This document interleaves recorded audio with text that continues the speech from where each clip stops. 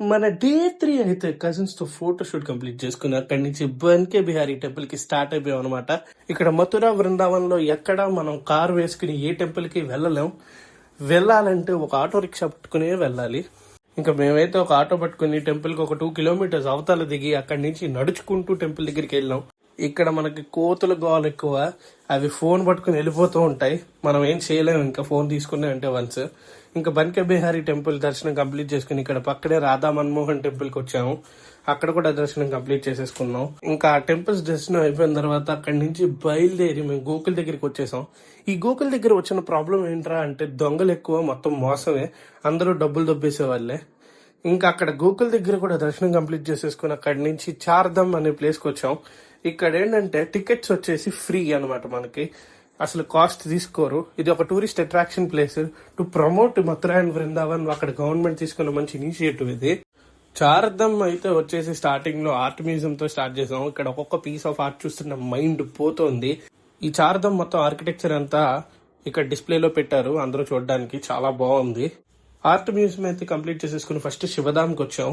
ఇక్కడ ఒక్కొక్క sculpture painting చూస్తుంటే మతి పోతుంది. శివుడి స్కల్ప్చర్స్ చూస్తూ అసలు నేను అలా శివలీలలో మునిగిపోయాను. అసలు ఒక్కొక్క స్కల్ప్చర్ కి గూస్ బంప్స్ అనేది ఒక చాలా చిన్న వర్డ్. అందరూ ఖచ్చితంగా దర్శనం చేసుకోవాలి. ఇంకా శివధామ్ కంప్లీట్ చేసేసుకుని అక్కడి నుంచి రాధాకృష్ణ ధామ్కి వెళ్ళాం. ఆ రాధాకృష్ణ ధామ్ గురించి మాటల్లో చెప్పలేను. నేను అసలే కృష్ణుడికి పెద్ద ఫ్యాన్. ఇక్కడ రాధాకృష్ణ స్కల్ప్చర్స్ చూస్తుంటే మనసంతా పరవశించిపోయింది అనేది చాలా చిన్న మాట ఏమో. ఇంకా రాధాకృష్ణ ధామ్ కూడా కంప్లీట్ చేసేసుకుని అక్కడి నుంచి శనిధామ్కి వెళ్ళాము. శనిధామ్ లో మొత్తం శనిదేవుడి స్కల్ప్చర్స్ ఉంటాయి. ఇంత మంచి ధామ్స్ అరేంజ్ చేసినందుకు యూపీ గవర్నమెంట్ కి సెల్యూట్. అసలు చాలా బాగున్నాయి. అండ్ ఆ శనిదేవుడి స్టాట్యూ చూసేసరికి నాకైతే మతిపోయింది. ఇంకా శనిధామ్ కూడా కంప్లీట్ చేసుకుని అక్కడి నుంచి వైష్ణోదేవి ధామ్కి వెళ్ళిపోయాం. వైష్ణోదేవి ధామ్ కూడా చూడడానికి చాలా చాలా చాలా బాగుంది. మొత్తం మథుర అండ్ బృందావన్ ట్రిప్ లో నేను ఎక్స్పీరియన్స్ చేసిన బ్యాడ్ థింగ్స్ ఏంట్రా అంటే, మథురాలో గానీ బృందావన్ లో గానీ ఎక్కడా కూడా మనం కార్ వేసుకుని ఏ టెంపుల్ దగ్గరికి వెళ్ళలేం. ఎక్కడికి వెళ్ళాలన్నా ఎలక్ట్రిక్ ఆటోస్ పట్టుకునే వెళ్ళాలి. పార్కింగ్ కి 100 రూపీస్ తీసుకుంటాడు. ఇంకా బృందావన్ లో అయితే మొత్తం అంతా కోతుల ప్రాబ్లమే, వాటికి ట్రైనింగ్ ఇచ్చి మరీ మన దగ్గర దోచుకుంటారు.